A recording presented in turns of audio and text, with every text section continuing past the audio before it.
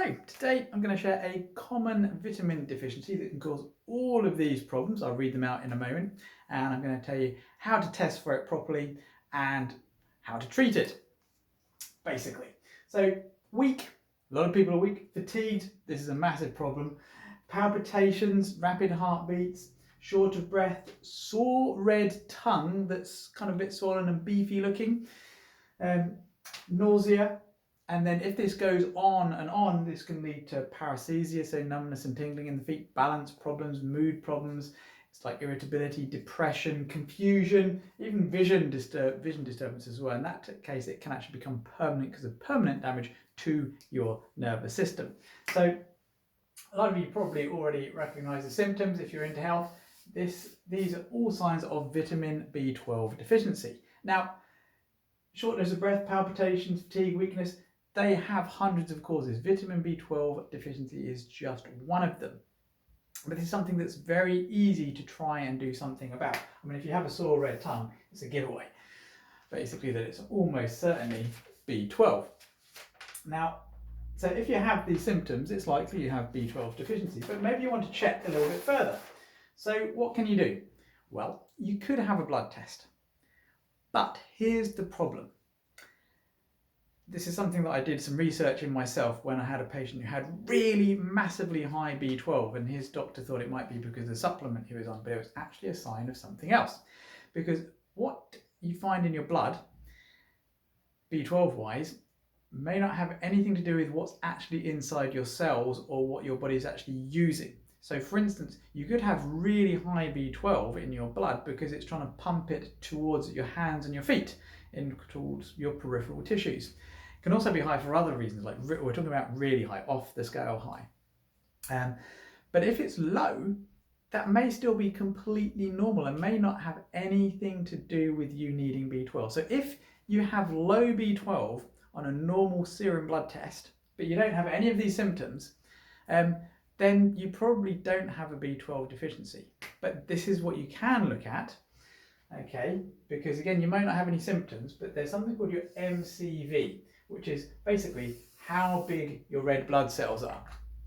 And if your MCV is in the higher range of normal, then you may actually have a vitamin B12 deficiency, because as you run out of B12, the way that your cells are made slightly changes, and so you may end up with larger than normal red blood cells. Now, there are also folate does this, vitamin B9. So what happens if you have no symptoms, but your MCV is in the higher range of normal, say sort of above 95, certainly that's when it's certainly getting higher than, it's in the normal range, but it's definitely high. Then there's two other tests you can do. One is something called methylmalonic acid, and I thank Dr. Brian Walsh for this distinction, because I did not know this until I went on his training. Methylmalonic acid, okay, and homocysteine. Now, both of these can go high for different B vitamin problems. Now, if you test both, and if say homocysteine is in the normal range, but methylmalonic is high, then you probably have a vitamin B12 deficiency rather than vitamin 9 folate deficiency. If homocysteine is high, but methylmalonic acid is normal, then you probably have more of a folate deficiency. And so you know that if this is high and this is high, then it's probably 12. If this is high and this is high, but this is normal, it's 9. If both are high and this is large, then you probably have a general B vitamin deficiency. So I would just take a multivitamin mineral. But if it really does stand out that it really is just vitamin B12 and you're young, then it may be that you have a problem with something called intrinsic factor. And certainly if you're older, your intrinsic factor may be going down. Intrinsic factor is something that is made in your stomach to help you absorb vitamin B12. And as you age, there's an increased chance that it decreases. So if everything says you've got a B12 deficiency, but everything else is okay, then I would look at, instead of taking a multivitamin mineral, or rather having lots of, you can eat red meat, you can eat liver, these sorts of things, but say you're having a really good diet, it's got plenty of vitamin B12 in it, you're taking a multivitamin, but it's still low, then you probably have low intrinsic factor. And so you need probably just get a B12 that you can put underneath your tongue, or a spray version, or again, you may find injections are the quickest answer. And so you can have them intramuscularly, you can have them intravenous. Intramuscular is really simple to do as well. One of my patients, she does that, and she's actually provided for me a basically vitamin B12 cheat sheet, which I'm going to put in my Facebook group.